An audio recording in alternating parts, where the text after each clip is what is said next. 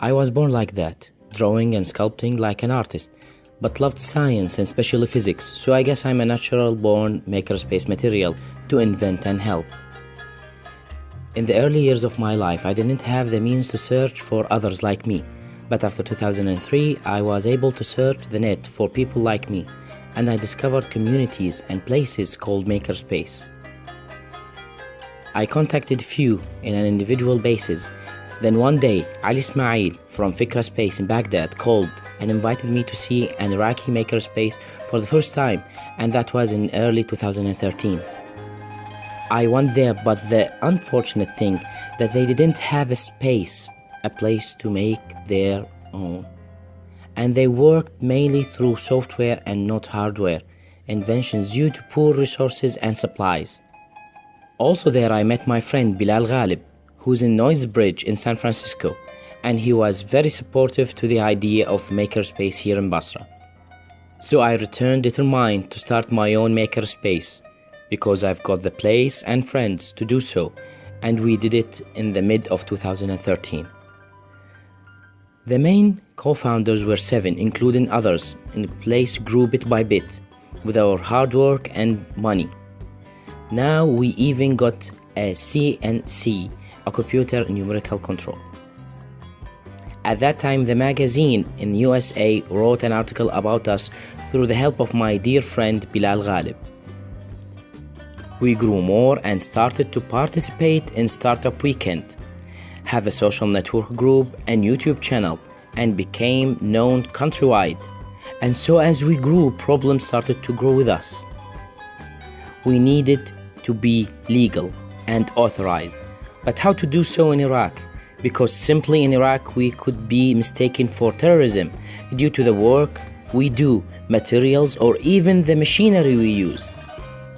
We needed inventions rights. Also here in my country, people are afraid to gather in unauthorized places.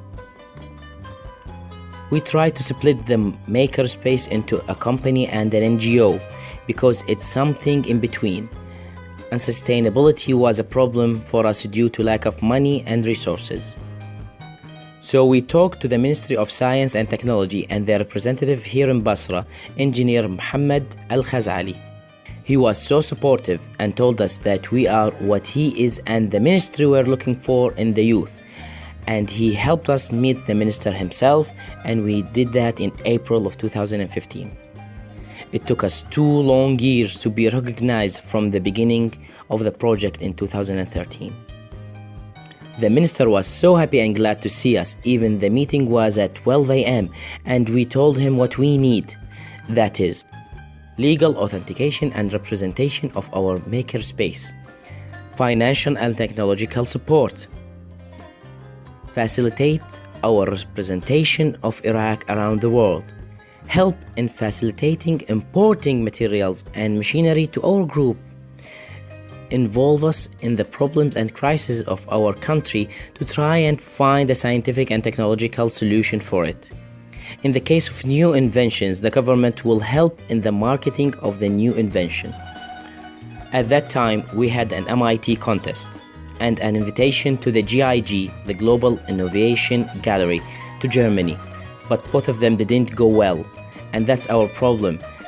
At that time, we had an MIT contest and an invitation to the GIG, Global Innovation Gallery, to Germany, but both of them didn't go well, and that's our problem.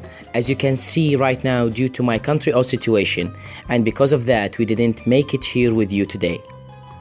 The second time we met the minister was in Baghdad, and he had a surprise for us, the draft for the legislation of the technological incubators in Iraq.